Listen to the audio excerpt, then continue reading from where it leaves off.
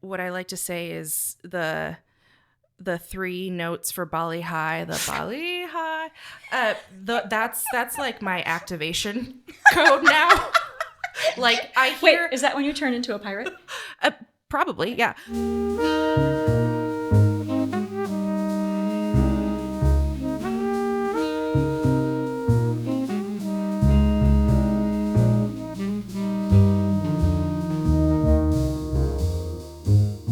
This is A Line Around Your Thoughts, a podcast that centers on conversations with artists, writers, musicians, and creatives from around the Inland Northwest. I'm your host, EJ Iannelli. This week's episode features another pair of guests, Melody Chang and Andrea Olsen of Spokane Valley Summer Theater, and by extension, the Idaho Central Spokane Valley Performing Arts Center. Andrea is the Associate Artistic Director there, and Melody is the Communications and Marketing Director. They sat down with me to reflect on SVST's 10th anniversary and update us on the progress on the new Performing Arts Center. They also talked about what's in store for the rest of this season, which has already kicked off with Gilbert Sullivan's Pirates of Penzance. SVST's next show is Rodgers and Hammerstein's A Grand Night for Singing, which opens on July 11th. Visit svsummertheater.com for more info on that. Ahead of that conversation, I want to extend a huge thanks to our episode sponsor, the Northwest Museum of Arts and Culture. The new nationally touring exhibition, Preston Singletary, Raven and the Box of Daylight, features works by the Seattle glass artist based around Tlingit mythologies. Head to northwestmuseum.org for opening times and more details. And if you would like to support the podcast by becoming a sponsor yourself, reach out to us through our website at alaytpodcast.com. And now, onto the Rocart Media Studio. So, welcome to both of you. Welcome, Andrea. Welcome, Melody. Thanks, EJ. Thanks so for having excited us. to be here. And so we're kind of here to talk about the 10-year anniversary of Spokane Valley Summer Theater and the season that has already kind of begun. But I also wanted to take that opportunity and maybe distinguish for my own benefit, as well as maybe some of the listeners, pardon me if I don't get this acronym right. It's the ICSVPAC, ICSV PAC. Perfect. Yeah. Excellent. We just call it the PAC. The PAC. Right. And then, For sure. and then we can distinguish where Spokane Valley Summer Theater overlaps and melds with that. Yeah. So that would be kind of cool. Sure. Yeah. But here we are at the 10-year anniversary of Spokane Valley Summer Theater. And it's hard to believe. Yeah, it's hard to believe. It's been 10 years. It's gone by really, really quickly. It just like yesterday that we were doing Oliver, our first season, and it's crazy. And you've been there since the very beginning, Yes. no? Yep. And what role have you had? Now, we're going to end up talking about your directorial debut. Mm-hmm. So what role did you start off with at SVST? Was it as a performer? I was a performer in one of the shows that summer, and I just am around, and if you need something done, I'll do it. Pretty much just helping Yvonne with whatever, music-wise, choreography-wise, child wrangling, whatever needed to be done in those first stages. I would just help out with that. You still do that now. Okay, well, yeah, that's fair. All of that. That's fair. But just I have a guess I have a title now. And did you know, I assume that you knew Yvonne from the very beginning as well, because Yvonne has been kind of the driving force in the genesis of Spokane Valley Summer Theater. Yeah. And so I'm assuming you had some prior association with her. And then when she said, hey, I've got this brainchild, you kind of got brought absolutely. into that. Yeah. So we had done a bunch of things at Civic when she was there, and I had kind of gotten on board with her, acting for her in her shows that she was directing there. And so from then it just made sense because we figured out that we just worked so well together, and she knew that I had the same sort of scope of vision as she had. And so it just really clicked, and we've been, clicking ever since, and it's been 20 some years now. So, and who else was there at the very start of Spokane Valley Summer Theater? Oh, geez. Well, Darnell Preston. Darnell Preston was there. Ryan Yes. Patterson. Ryan Okay, Patterson, yeah. Paul Villabril, that have acted with us, have been on the stage, but also have helped behind the scenes as well. David Brewster, our music director, has been on since that first year. I'm sure I'll come up with other people. Boy, that was a long time ago. No, because I want to kind of give credit where credit's due. Absolutely. And, recall that core cadre of folks who was involved from the beginning, and many of whom, as you mentioned, are still there now. Yes, absolutely. And it really does take a team. It's that village that we call it our SVST village, that everybody does something, everybody helps out a little bit.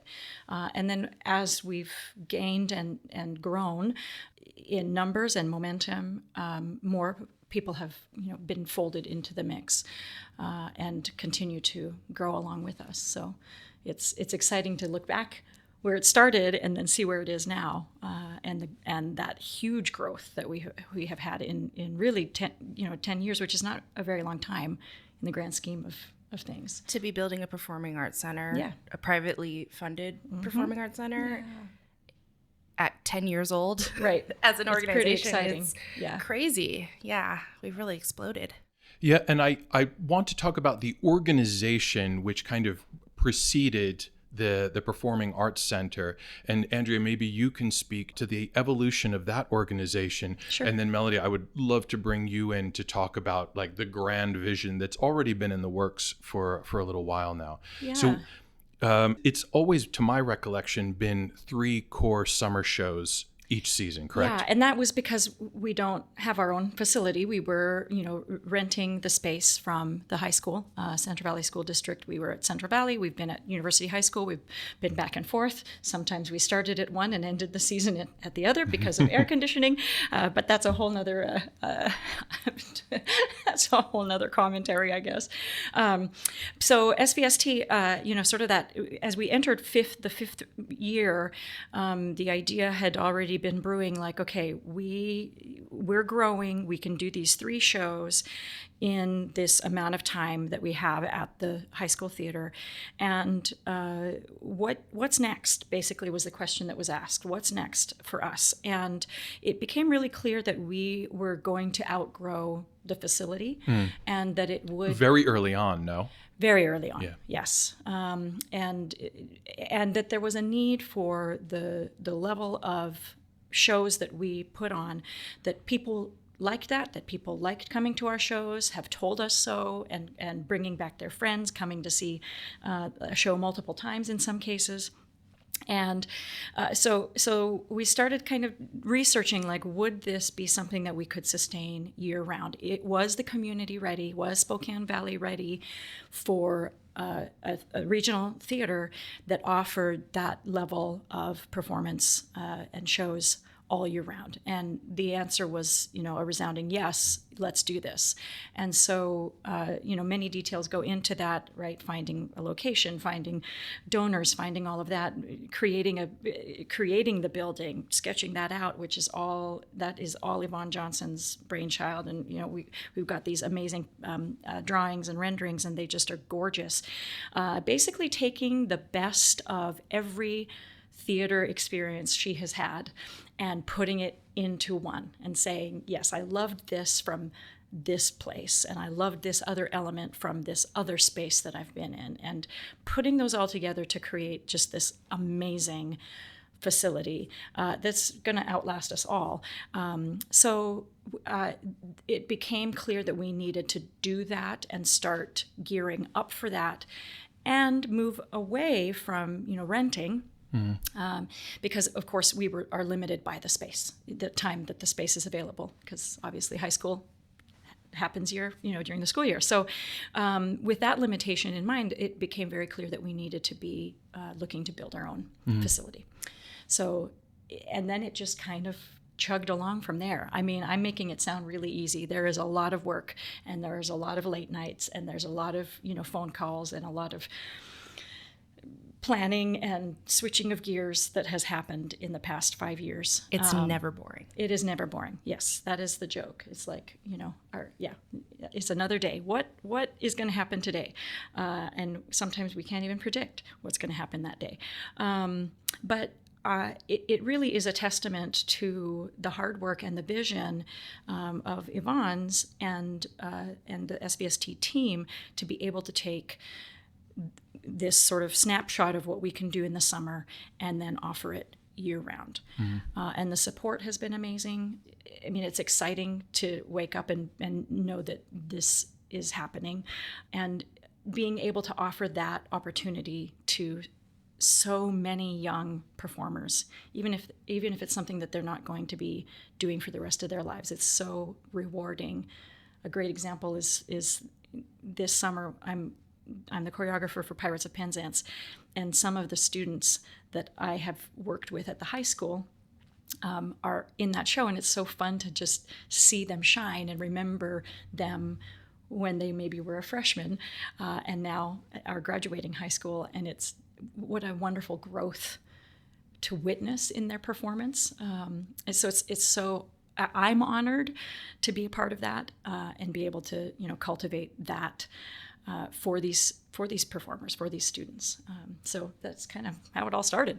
Yeah, and you bring that up, and Colin Pittman, who is directing Joseph in the Amazing Technicolor Dreamcoat, has memories of you in a production of that, and cites that as pretty pivotal to his theater career. And that's something I think we can discuss later when we talk about Joseph. But you talk about inspiring these generations and providing opportunities to different generations, and there's a perfect example of how that works in reality. It really does, and touching all those touching the lives of all those students, and being a part of their growth and being a part of their trajectory, and knowing that if they go on to do this, they will have outgrown, obviously, Spokane Valley, but they've outgrown us to do even bigger and better things. And I'm going to cite a very recent example of one of our performers that has graduated and has now won with his show that he's in on Broadway 6 Tonys with Maybe Happy Ending as the understudy for Darren Criss. So, I've shared the stage with that young man, and he has been in our shows, and what a delight. We were all watching and just like cheering as we watched that show, basically sweep the Tonys. So that's what we're providing, is that next level that's, between high school and between that college and professional platform of performance. And so that's really the purpose of SVST, and ultimately the purpose of the PAC is to offer that for these students that, are going to go on to bigger and better things, but they started here in Spokane Valley, and we are so proud of that. And so this Performing Arts Center began, I think the timeline that you mentioned, was it 5 years ago when it really first started gaining momentum? And then Melody, if you could kind of bring us up to speed on where we are today, because the ground has already been broken for this. Yes. So we are ever closer to this becoming a reality and something that the whole community can enjoy and actually go to. Absolutely. So if anyone has driven on I-90 recently past Spokane Valley, you will have seen a kind of a structure made of completely of cement. That is our full fly loft. We are currently the tallest building in Spokane Valley. That's right. With that fly loft, but we broke ground a couple years ago, and as anyone who's ever renovated a bathroom knows, there's always delays to construction, and we are very fortunate to be able to have this privately funded project and have so much support from our donors that we were able to start construction that early. At this point, it's most feasible for us to phase the building. So originally it was supposed to be one giant performing arts center put together all at one time. However, due to construction costs and normal, and there's a lot of uncertainty now, like our time is defined by uncertainty. Yes, absolutely. So we made the decision to split it up into 2 phases. Phase 1, we are calling the Light the Way campaign, where we will be building our main stage and finishing up our offices and basically walling in the entire theater so we can become operational. And then we will move on to phase 2, in which we'll build the black box theater, our studio theater that has 220 flexible seats for more intimate productions that may not always work on the main stage. So we actually, as it stands today, are working with a company called Semble. They're a nonprofit investing platform founded by Todd Tarbert, who is from Davenport, Washington, actually. They are the ones that made it possible for Northwest Christian Schools to build their facility, as well as the Oaks Classical Christian Academy. Their new building was built through Semble. So we are really not just counting on our donors, but counting on this community to step up and become impact investors with us. Right. Currently, it stands as a 5-year loan commitment with up to 5% interest back. So people will get their money back as well as up to 5%. And that interest rate is set by people who are investing with us. I see. So it really has become a community project that we are all rallying behind for the sake of our for the future, for our kids, for Spokane Valley Summer Theater, for the legacy of the arts in Spokane, because, and I say Spokane as in the area, right. Spokane and Spokane Valley, because Spokane Valley Summer Theater really does fill its own category there. We're not community theater, but we're not quite, obviously not a Broadway level theater. So we do offer that type of springboard for people. And there's just so much talent here that they don't have to stay here. If they do stay here, then great. But we want to be a place where people not just pass through, but come back. We always say, you're always welcome to come back home to us. And that's really something that this building is representing, that this is their home. And how does this affect the original timeline? Because I think there was a really ambitious timeline initially, and then so it has invariably departed from that. So what are we looking at in terms of completion of phase 1 and then completion of phase 2? And obviously, none of this is, even though we're talking construction, set in stone, because, like we said, everything is so much is up in the air that it makes planning very difficult. But what are some rough timelines? Yes, Walker Construction is our general contractor, and they've been amazing to work with. Once we hit our goal of $15 million through Semble, the investment platform, we will be able to start construction again. And when we restart construction, we've been given the timetable of 16 to 18 months. 16 to 18 months. For phase 1? For phase Correct. 1. Okay. And we are very unsure about phase 2 right now, just because nothing is stable, and we want to focus on phase 1.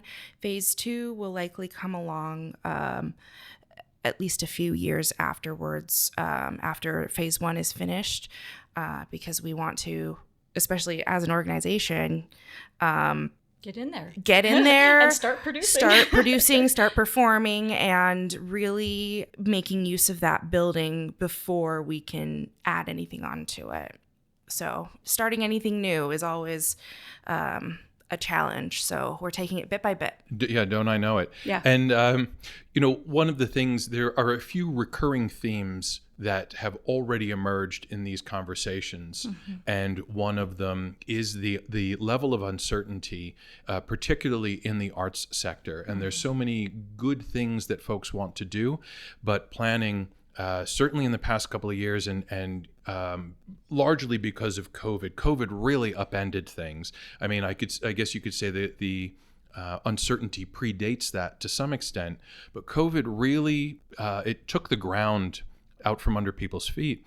And then recovering from that has been really difficult because it's a whole new set of uncertainties that keep being introduced. Right. And so it's been hard for the arts sector to really bounce back because just as it was finding its feet, yeah, there are a lot of other question marks hanging over things. So, the fact that that you're still forging ahead, I think should probably fill you with some satisfaction. Absolutely. And Yeah. It, COVID, Melody didn't mention that, but really because of COVID, costs of materials just skyrocketed. And that, really sort of threw a wrench, into things.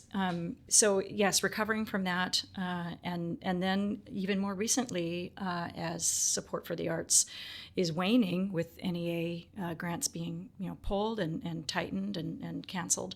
It's a lot of uncertainty for us. But again, as you said, being able to move forward and still being able to produce shows. And I mean, we still did a show during COVID. Yeah. We did it outside in 104 degree weather. That's dedication right there. Oh boy, I'll tell you there. what, we were, that was hot.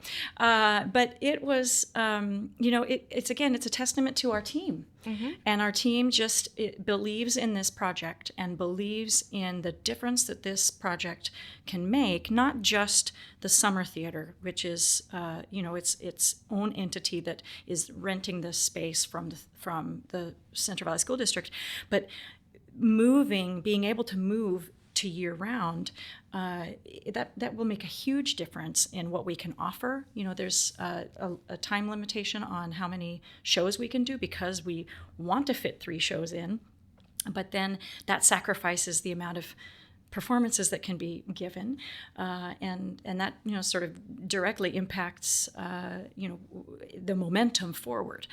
Even one extra week of performances would make a huge difference, weekend, I guess. So being able to go year round gives us that flexibility to do it, the amount of performances that really each of these shows deserves. And that COVID kind of put a wrench in everything, but I'll tell you, people in the arts are flexible, and if we are committed to something, we will do it.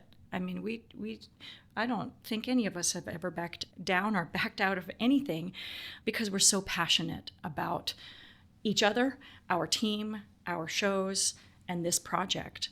So it's really exciting to, be surrounded by all of these people that are putting their heart and their souls, and of course, all of their time and talent and treasures into making this dream, this vision come true. So it's only a matter of time.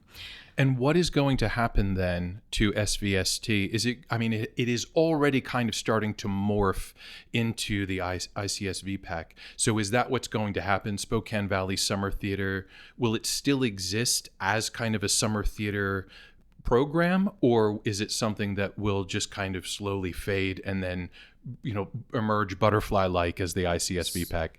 So what Spokane Valley Summer Theater is today as an organization will remain intact once we move into the building. We're really seeing this building as a gift to the community. So people will be able to rent the spaces.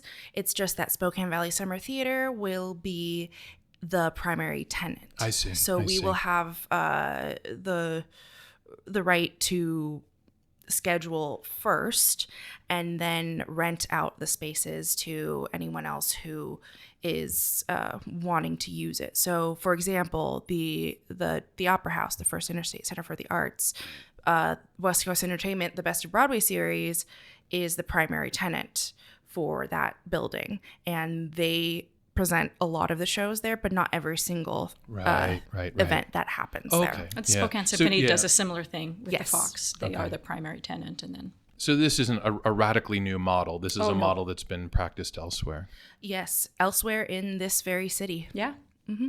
Cool. And so with the season, we are already kind of in full swing. We've had Pirates of Penzance. We've had the Rising Stars. And just so folks have a better idea, I would hope that they're familiar with Gilbert and Sullivan, but Rising Stars is something that was introduced a couple of years ago, maybe 5 years ago, I think. This year is our 5th anniversary. Right. And so if you could talk about what Rising Stars is, because I think it really speaks to the mission of Spokane Valley Summer Theater. Yes. Well, that was one of our programs that came out of COVID.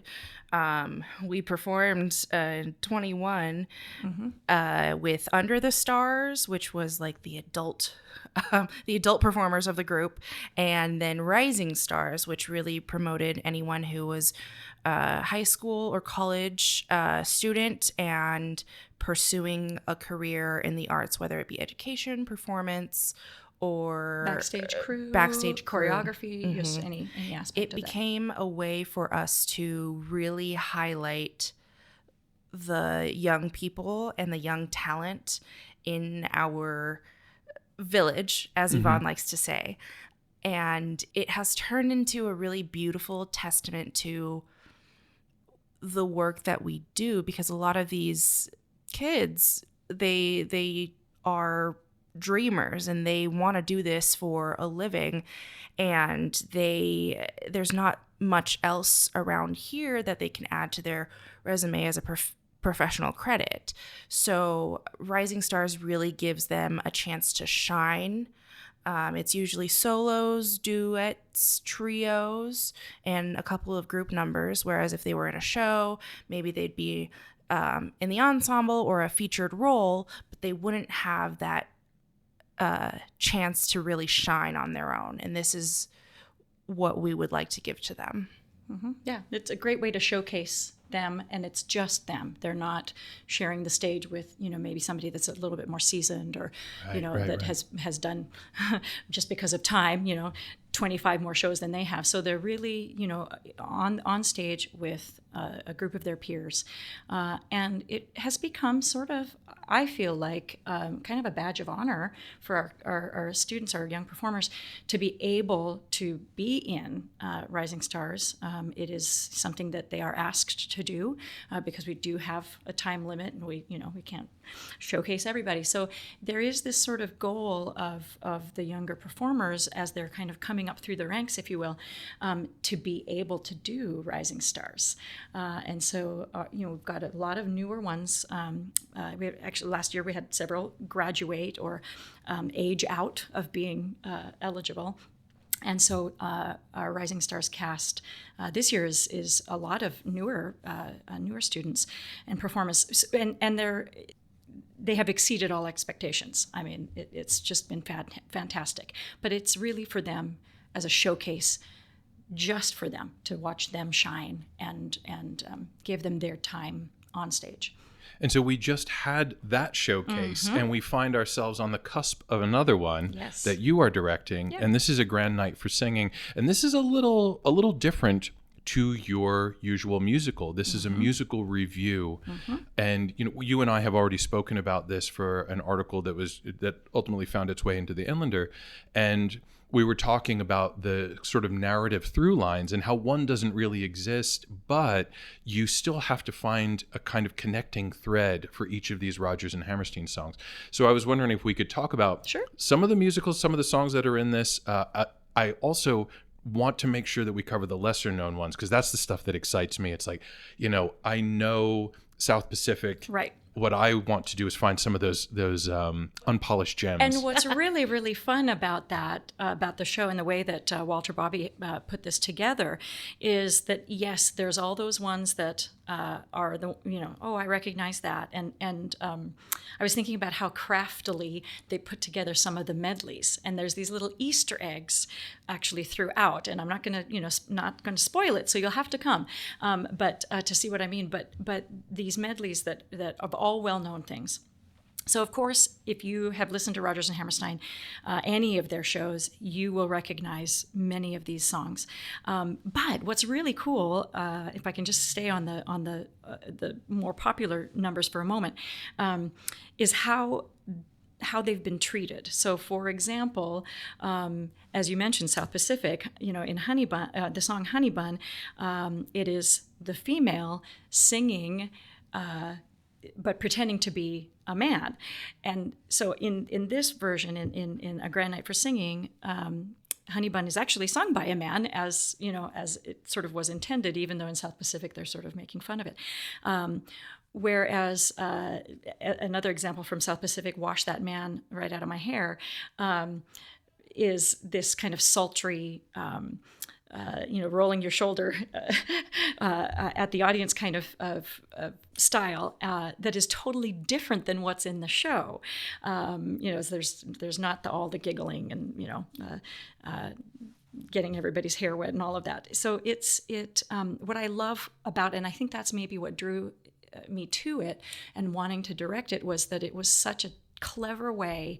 And again, I'm not going to give everything away. I've actually put my own little spin on a couple of the other pieces that were not, that I thought, well, this is a little bit too normal in comparison to the rest of this. So I've actually had some creative ideas with it. Melody's nodding her head over here because she is in it.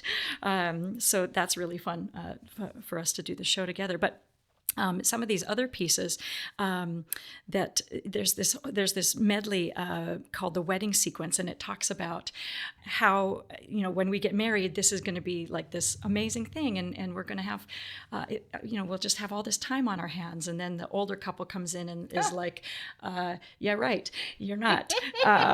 Nice, nice of you to think that, but here's the reality check. So there's these great pieces. Another example is this parent medley, and it talks about how it's just so endearing how, as a parent, you watch your child grow, and as a parent myself, you remember how small they were, and then these lyrics about like it's hard to believe that they'll grow up to be men, and my oldest graduated from high school last year. My second just graduated from high school this year. So it's amazing I have this perspective, like how can you guys, be 18 and 19 now from this little tiny thing. So that medley is beautiful and endearing. And I think that's one of the kind of the through lines that you and I spoke about, EJ, is that, you go from one song to the next, and it really is, I like to joke, the jukebox musical, Rodgers and Hammerstein jukebox musical, before that was even a thing.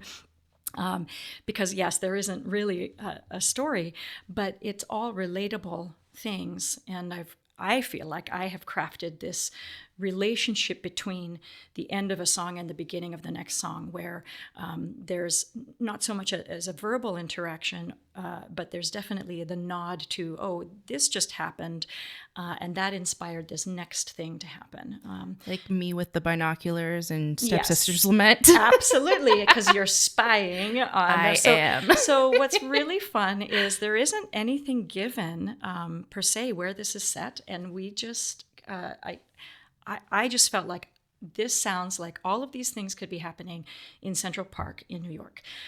So we have our set designer, our technical director, David Baker, who is absolutely amazing.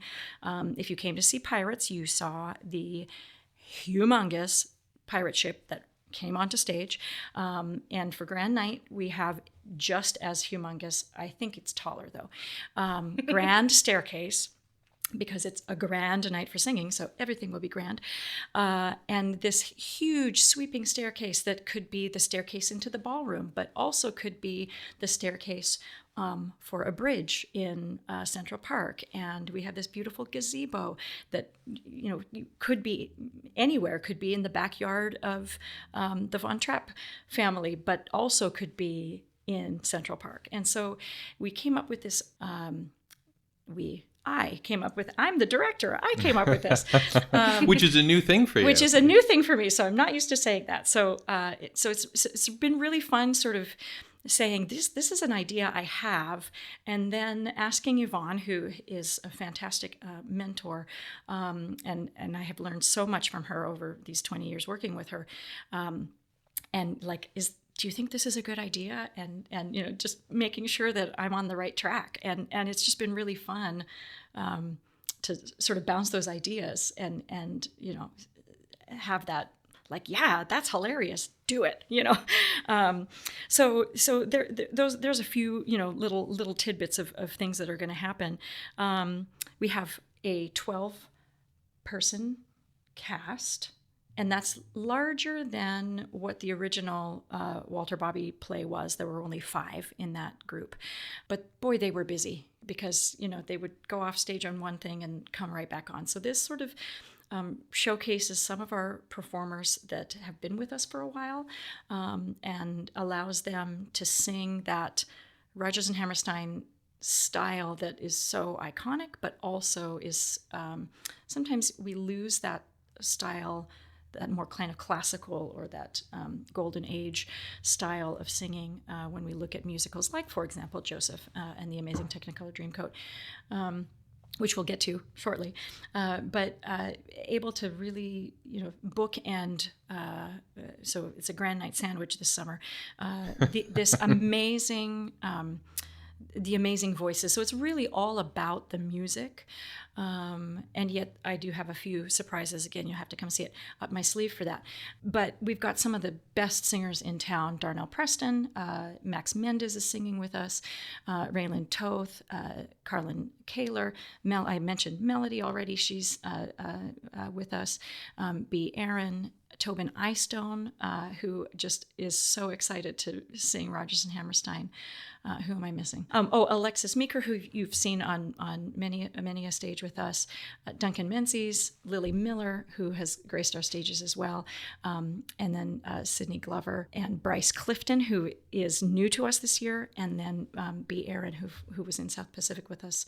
And speaking of new people, our summer season, Melody, correct me if I'm wrong, but we have, is it 56% of our cast are new to us? I think that's Correct. Yes. Yeah. So that's really exciting to have over half be new to SVST, which is great. That's a testament to how we're growing as a company and how sort of our public persona is coming across, that people want to come and audition for us, which is, super exciting. Yeah. Actually, quite literally, the cast of A Grand Night for Singing is 50-50.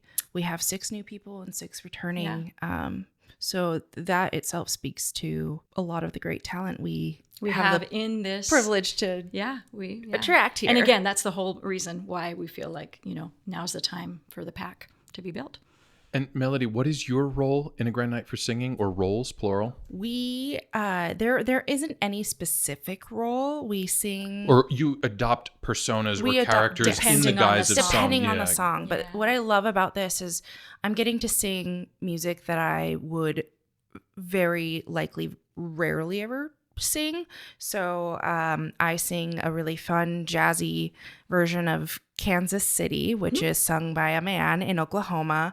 There's so much in this. Yeah, it's so just clever. Cleverly done. A lot of the music that I have previously learned, being an Asian young female in musical theater, it all comes from Flower Drum Song, The King and I, and South Pacific.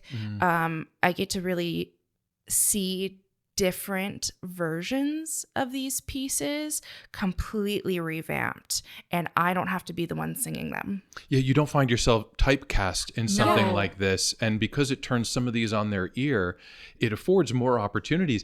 And to your point, Andrea, it really does.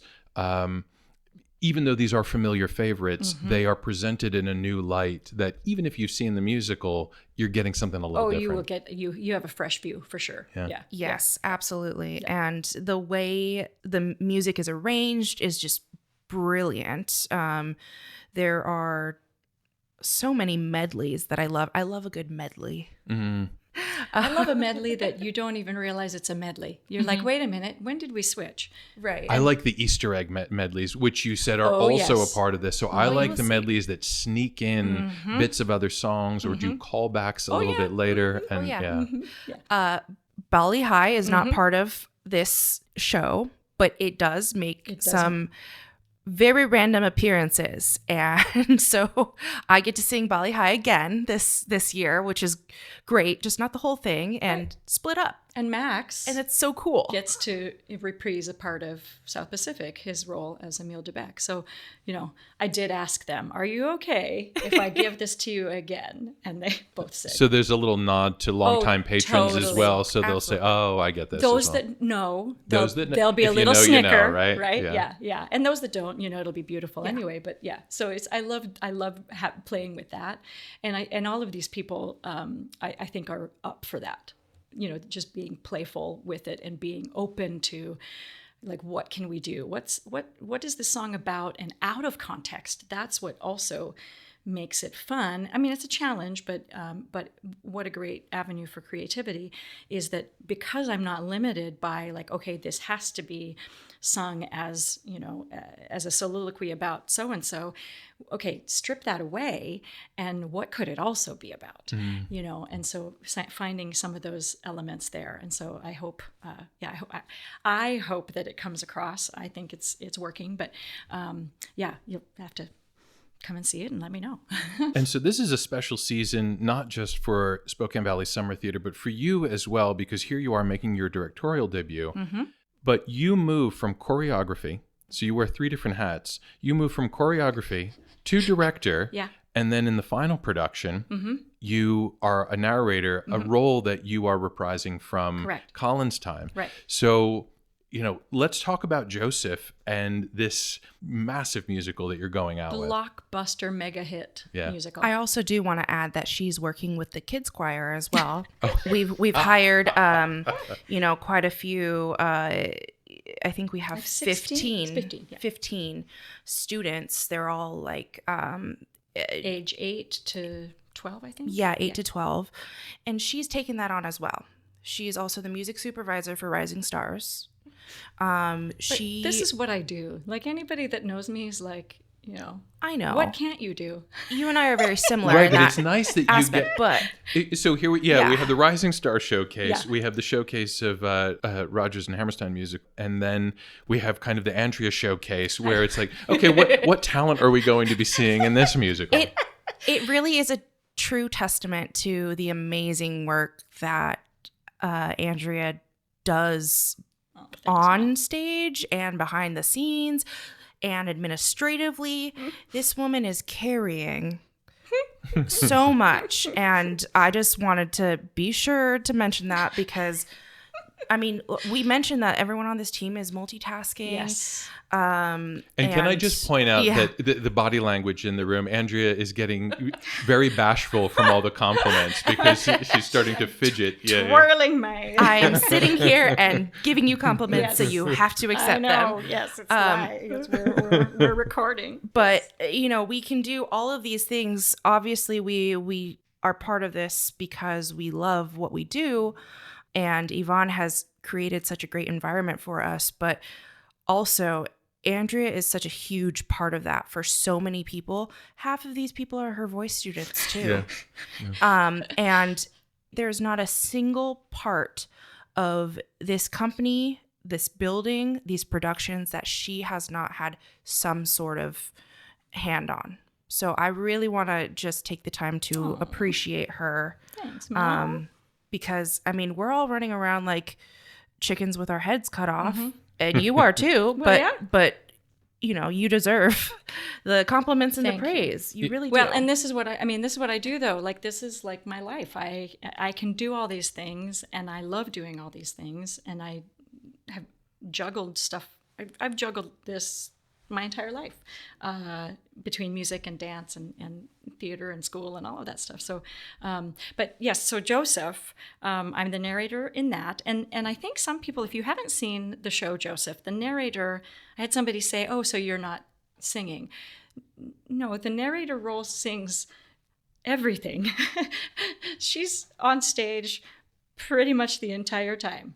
And actually, you and I spoke about this, EJ, earlier. This whole summer is not only sort of a history lesson on the sort of evolution, if you will, of musical theater, from Pirates of Penzance as a light operetta to Grand Night for Singing, which is your standards, your golden age, by things that by which everything else is judged, I think, Rodgers and Hammerstein. And then Joseph, being this, blockbuster, mega hit musical, Andrew Lloyd Webber, with all the bells and whistles. And so not only is it that, but yeah, it's all sung. So there are very few, I think I can count on one hand how many actual spoken lines there are the entire summer. And I think I might have a finger left. The narrator, if you're like, well, I don't know, I always like to come and hear Andrea sing. Apparently this is, turned into the Andrea part of the podcast. The Andrea episode. Yeah, Rightfully Andrea, so. Yeah, well, I mean, but never you fear. Come and see Joseph, because I sing the entire time. It is called the narrator, but the role is narration through song. So yes, if you were on the fence, come see it. And there's a lot of, sorry, Melody. I just wanted to point out that there's a lot of variety in this as well. So we're not confined to a single mode of music or genre of music. This runs the gamut as well. It totally does. I mean, there is rock and roll, there is country, there will be a conga line, I think. There's these totally amazing ballads, just beautiful, heart-wrenching ballads. And then, there's these, fun, just pop, just get you off your feet, or on your feet, out of your seat and clapping along. And then I would be remiss if I didn't mention that our pharaoh is actually a woman. Oh, interesting. Okay. Yeah. So that was news to me. Instead of, Vanessa Cole, who has done several things with us over the years, she is Pharaoh. And so instead of, if you've seen it before, you might be thinking, okay, well, so a female Elvis. No, actually, it'll be a little bit more of a Tina Turner style. And I can't wait for folks to see it, because it's just going to be, again, she's going to come out and she's going to, sing the house to the floor. I mean, it just is fantastic. So really, I can't imagine that you would come into the show and say, well, I don't like this style, because every single song is a different style. The through line, of course, is the story of Joseph, and of course that's that tale as old as time, as they say. So biblical story of Joseph and his brothers, but there are so many core values to this show, as well as there are with almost every show. What is the lesson that we're teaching at the end of the day, and that's why art is created, is to send a message, and so that there's definitely those beautiful messages within that. But you will be entertained, I guarantee you. And Melody, you were about to say something, and then I had to squeeze in my comment there. What were you about to say? I do not remember. Thank you. And are you involved in Joseph in any capacity? I am not. So the funny thing is, with my breadth of experience with opera and musical theater, I actually had never listened to Joseph or seen Joseph before Yvonne announced it. Well, that's great. I'm always reminded when there are works of literature or great works of art that I have not yet encountered. There was an anecdote that I came across, and I'm paraphrasing heavily, but I think it was at the Times Literary Supplement, and there was an editor there who had never read Hamlet. Mm-hmm. And so people would say, oh my word, you haven't read Hamlet. You need to go out and read or see or experience Hamlet. And he would say, no, I'm saving it. I've heard such great things about it. I'm saving it. So there are, we don't need to experience all of these things in our youth. Mm-hmm. We can kind of savor them as we come to them, as we age. I think I find musicals and productions when I'm supposed to find them. So I believe that too. Yeah. Mm-hmm. Years ago when we did Bridges of Madison County, which was my first show with Spokane Valley Summer Theater, I had liked the music, but I really didn't like the show. I did the show and I loved it, and it still remains one of my favorite shows today. So even people who are not familiar with Joseph and the Amazing Technicolor Dreamcoat, you have to come see this. It's a spectacle. Spectacle. That's a great word. Absolutely. Yeah. It's Well, the Dreamcoat itself, that has become this icon of the production. It's and its own. it's its own thing. It's its own thing And now. Yeah. Angela Rose Pearson, who choreographed Newsies a couple years for us and escaped to Margaritaville and also was performing in it. She's returning to partner up with Colin Pittman again, who he directed Margaritaville. And her choreography is just so energetic. Yes, it's perfect. Colin described it. He said this is going to be very athletic. Athletic Joseph. Yes. Yeah. It's exhausting watching them. Yes. Yeah. But it's going to be so much fun. And then how can you beat like 16 kids standing on stage just singing their little hearts out? I mean, it's going to be so sweet. Oh, this is a family event for you too. It is. My 9-year-old is one of the children, so that's very cool. And then my husband is one of the brothers. So shout out to Drew and Axel for being on stage. So this is kind of a cool thing. And I'm just going to bring it home because 10 years ago, when we did Secret Garden, my now 19-year-old also shared the stage with me. So he was 10. I played Lily, and he played my son on stage. And I'll tell you, boy, that closing night, there were tears from me. That was really special. And so that's the other thing I think, it's that you mentioned that, Melody. It's a testament to,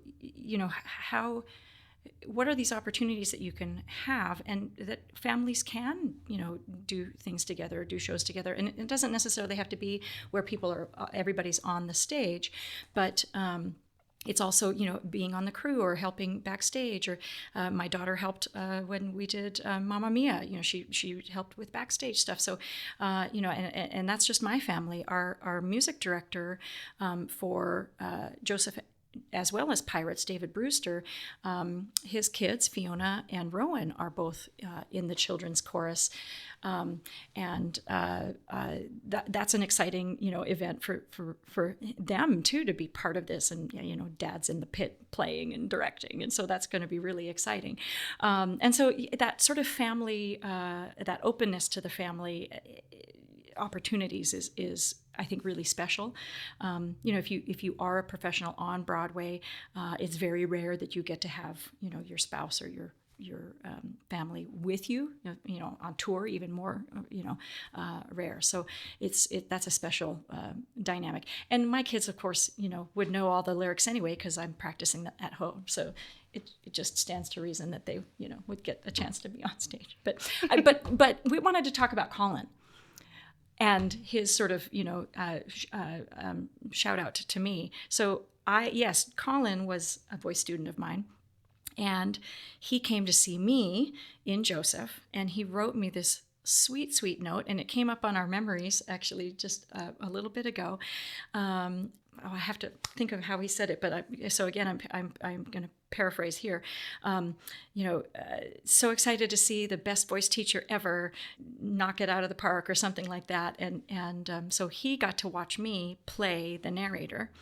And actually, Chris Tamayo, who played Joseph at the time, that is the young man that just won Tony's with Darren Criss for Maybe Happy Ending. So it kind of all comes full circle. It's really cool. So now Colin gets to direct me as the narrator instead of just watch me in the audience. So it's kind of a neat, again, full circle moment for lots of us, actually. And bringing it full circle would be a really tidy place to close, but we have a lightning round. To close. Okay. And so I see the look of terror in your eyes, right. And there's no need to be scared. Good. These are open-ended questions. Well, maybe you should be scared. Sure. Who knows? Who knows what we might unearth. I'm ready. Okay, we're ready. All right. So the first is usually an either-or question, and this is an either-or question that kind of gives a nod to the opening production. Okay. So would you rather be a ninja or a pirate? Pirate. In both cases, really. Mm-hmm. The stealth of the ninja doesn't really appeal to you. You'd rather be kind of singing. More fun. Yeah. Oh, yeah. Stealth is not my strength. So I always know that I try to always be clear about my strengths, and stealth is not one of them. So You have a lot of other strengths. I have a lot of other strengths. Stealth does not Okay. need to be one of them. Well, yeah, right. Yeah. So pirate. Pirate. Yeah, and there's probably a little more music, like sea shanties, associated with pirates Yeah, as well. you can so. sing. Singing ninja. I don't know. Right. Yeah. Second Good think on question. Speaking of singing, the song from a musical that most gets stuck in your head. Is there an earworm that you just always go back to? Maybe when you're in the shower, maybe when you're just doing dishes, and then all of a sudden there's that one song that gets stuck in your head. There are a couple that I go through, including now some from Joseph. But what I like to say is the 3 notes for Bali High, the Bali High. That's like my activation code now. Like I hear. Wait, is that when you turn into a pirate? Probably, Okay. yeah. But it's literally like I will hear those intervals when I'm out, and I'll be like, okay, wait. Okay. It literally is like my activation code. That is funny. I didn't think I would have an answer, and I sort of don't, but it made me think of something, because whatever earworm, there are so many worms in my ears apparently, because it's like whatever I'm working on, because I am always, in 6 different things. So there's music for that going around in my head. But like the activation, the opening chords to Into the Woods, the ba-dun, dun, dun, and that, I'm telling you, when sometimes David plays that just to mess with us, and he plays those opening chords, and we all sort of freeze, like, oh no, what are we supposed to be doing? Because it sort of is that terrifying moment, like I better be in my spot to get on stage. Well, the Bali High chords are also the same ones that start South Pacific. Oh, see, there you go. So that's like. So I don't know that we answered your question, but it's like that's our like trauma response. Yeah. Maybe. I don't know. I wouldn't say trauma. I That's love good. it, but But, like activation. Get ready. Yeah, Activation. If somebody wants to trigger you in some way, Like, then pay attention. Get my Yeah. attention. Yeah. Bali High. There you go. Yeah. Where am I supposed to be? All right. So on a slightly different note, what is the title of your autobiography? And you've probably already given some thought to this. I mean, you're probably already mid-memoir, Oh but no, yeah. not at all. Okay, I'll go first. So I think because I find myself saying this all the time, like it's not the Andrea Show, but I think it would be like called, something The Andrea like, Show. In fact, it was the Andrea Show. But then after, like the subheading might be like, AKA Go Big or Go Home, because like that's like what I do. Yeah. Mine would probably be like a pun of some sort, like I don't even know, but it would definitely be some sort of pun or spin on something pop culture-y. Pop culture and not opera related. No, not opera Because related. I was going through Yeah. my Right. various opera titles and thinking, or various arias, and thinking, okay, what could we apply No, here? because I'm very well straddled in both camps now. Right. So I don't even know what it would be like. Well, your name is Melody. I wonder if there's something. There we like go. that, like on your name. We could definitely play on that. It's my melody. I mean, I'd Unchained Melody. do like Crouching Tiger, Hidden wheezing dragon, or something like that. Like something Wheezing Pirate, maybe. Wheezing pirate. Yeah, Crouching pirate, wheezing dragon. Yeah, there. That's weird. Okay. No. It might work, Weird in though. a good way. Yeah. Yeah. It pretty much encompasses me. So The unsung melody. I don't know. These are great questions. I'm loving this. yeah. Unfortunately, we've only got one more. Oh, okay. So, but this is, you have to stage one musical every year.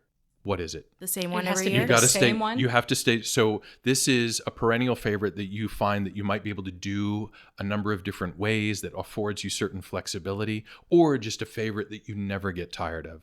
So you have to stage one musical every year. What musical is that going to be? Well, I had my like knee-jerk reaction, which was like Bright Star. Yes. I don't think I could ever get sick of that show. And And that was last year, right? Bright Star? Or was that 2 years ago? 2 years ago. Okay. yeah. And I think what would be really cool about that is that, like, even as people age out, there's still roles that they could do and stay and do in it. Like, Oh, because it's multi-generational. it's multi-generational. So you've got to have your middle-aged people, you've got to have your teens, you have to have your older folks. I think that would, I mean, here I am thinking all practicality. I just love the music, but it's got so much energy. And Maybe a I just need to great do it again. message. And a great message. And just to remind folks, that's Steve Yeah. Martin, Edie Brickell. Yes. Yeah. I mean, it's just infectious. Yeah. Yeah. Honestly, I probably will end up doing South Pacific for the rest of my life. You know, like once you play Bloody Mary, you kind of stay there and you do it a lot. And I love the music. It's gorgeous. But if we're looking outside of that, I'd probably do something like really, really music heavy. Probably not Pirates of Penzance, but something that's sung through like that. Yeah. Because that's where I live. So it's what I love. Yeah. Cool. I want to thank you both so much for coming in here and talking about Spokane Valley Summer Theater, the evolution. I mean, 10 years is a nice sort of midpoint to look back, or waypoint to look back and say, okay, you know, where have we come from and where are we going? And so, yeah, much appreciated. Thanks so much. Thank you for having super us. fun. Yeah. Yeah.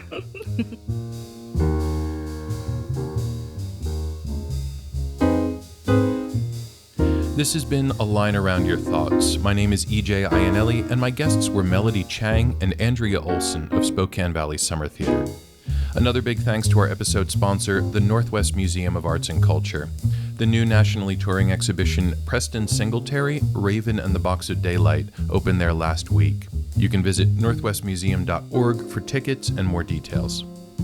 Also, a shout out to our founding sponsor, Rogue Heart Media SPC, proudly rooted in Spokane and supporting our community with media that makes a difference. For more info, visit rogueheart.media. If you are interested in becoming a sponsor, please reach out to us via our website at alaytpodcast.com. You can also get updates and engage with us on Mastodon at alaytpodcast@pnw.zone, on Blue Sky at alayt.bsky.social, and Instagram at alayt_podcast. Until next week.